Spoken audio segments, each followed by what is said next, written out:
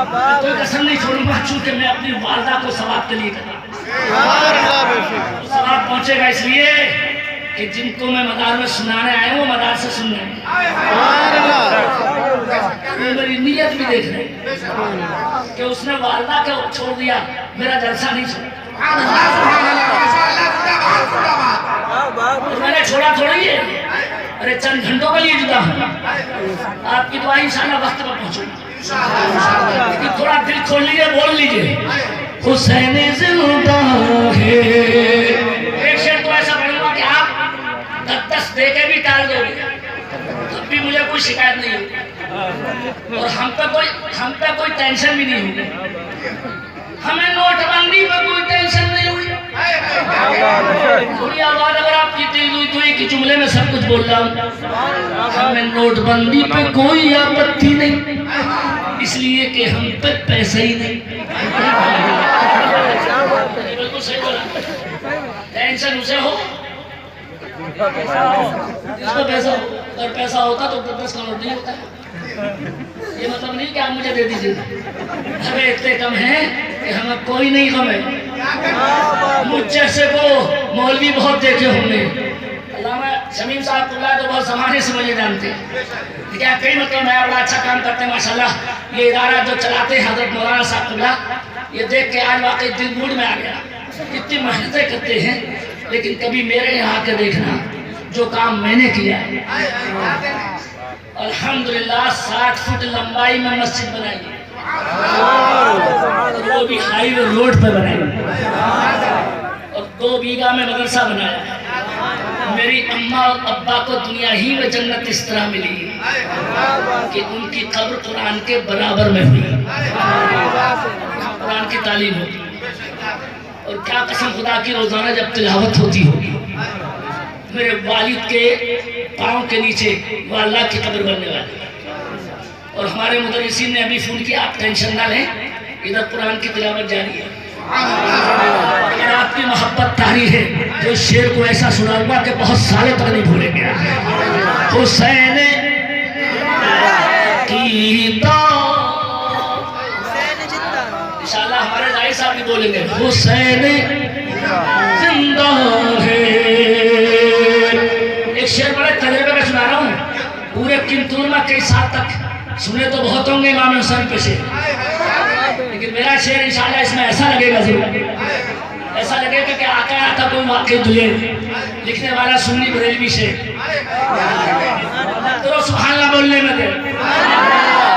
अरे मौलाना शमीम साहब की दुआ देंगे इंशाल्लाह। अकीदा सुभान अल्लाह बोलने की तैयारी करो तो शेर में बताएंगे हुसैन जिंदा है।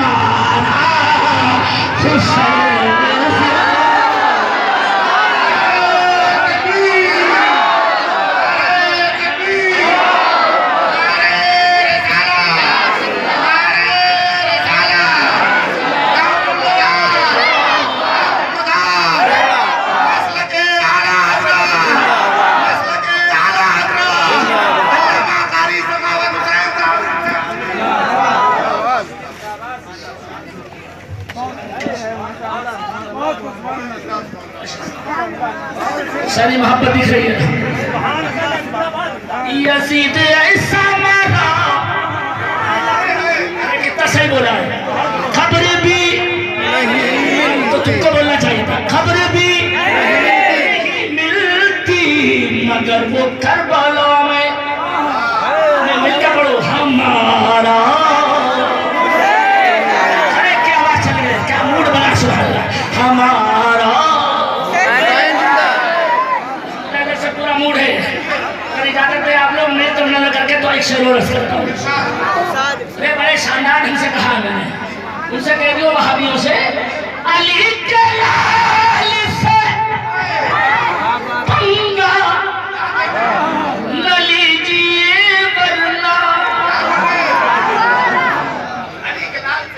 अली के लाल से पंगा न लीजिए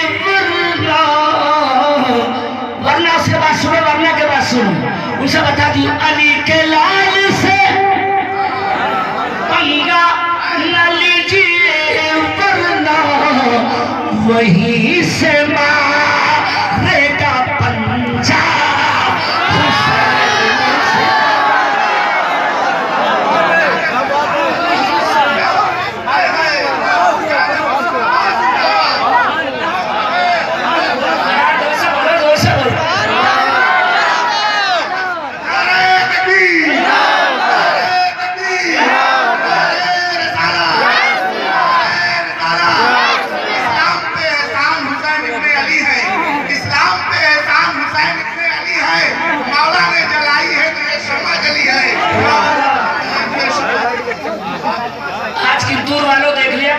कैसे शायर होते सुभान बोलो ना। हमारा सखावत वो होते हैं जो 25 लाख में बोलते हैं, जिस वक्त बड़े बड़े नहीं बोल पाते तो हम ही बोलते हैं। रात बरेली शरीफ में ऐलान किया गया, मुझे हुक्म दिया गया ऊपर हाई कमान से कि आप गम में हैं मगर तकलीफ आपकी होनी है। ये बरेली शरीफ से हुक्म आया तो मुझे आखिरकार करनी पड़ी, लेकिन आपके खातिर मैं इस वक्त इस हालत में हूँ चूंकि रात जिंदा थी वाला, अब जनाजा है, लेकिन मुझे यकीन है मरना तो एक दिन सबको है। उम्र बढ़ती नहीं है, अल्लाह अगर चाहे तो इस तरह बढ़ाता है जिससे खुश हो जाता है कि उसके घंटों को महीने में तब्दील कर देता है। थोड़ा आवाज बढ़ा के सुभान अल्लाह तब्दील कर दो, मैं बोलूं अल्लाह की कुदरत है कि नहीं? अरे जिसकी चाहे उनको बढ़ा दे। आपकी हिकमत समझ में नहीं आती, लेकिन अगर आपकी जबान खोल के बोल के दिखाती तो एक शेर और बड़ा कीमती आ गया। थोड़ी आवाज इधर से अगर बोल के सुभान अल्लाह बोल के दिखाया, हुसैन जिंदा है वहीं से मारेगा पंजा।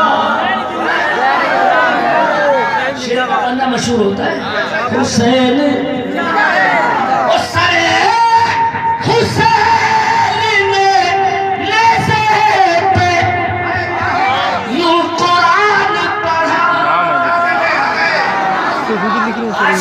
सरे हुसैन ने नेज़े पे यूं कुरान पढ़ा, क्यों पढ़ा?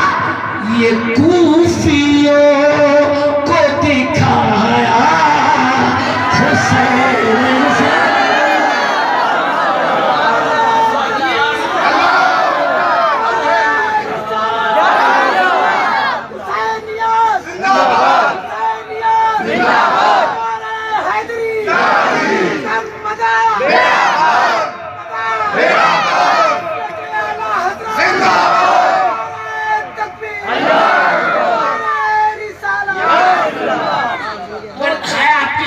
बोल के अगर जबरदस्त आवाज खुले और मुझे बोलने की इजाजत मिले,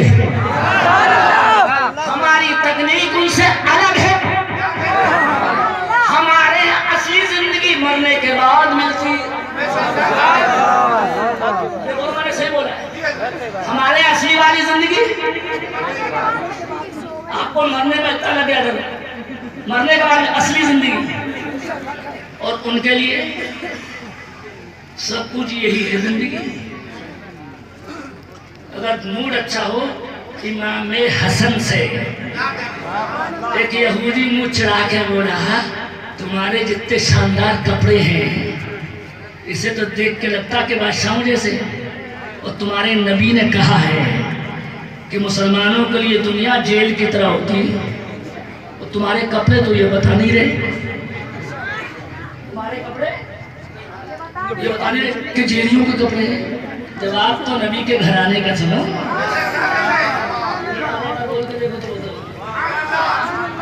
इमाम हसन हमारे दिलों के चमन।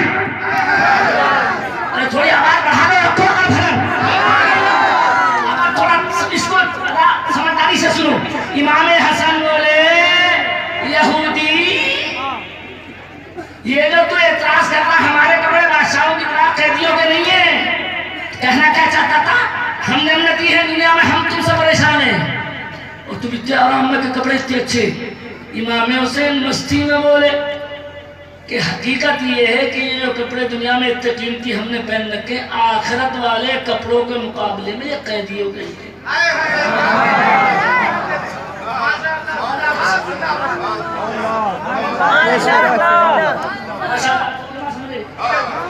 आखिरत के मुकाबले में तुझे बेहूदे पता नहीं है अल्लाह ने कौन से कपड़े हमारे लिए वहां तैयार कर रखे।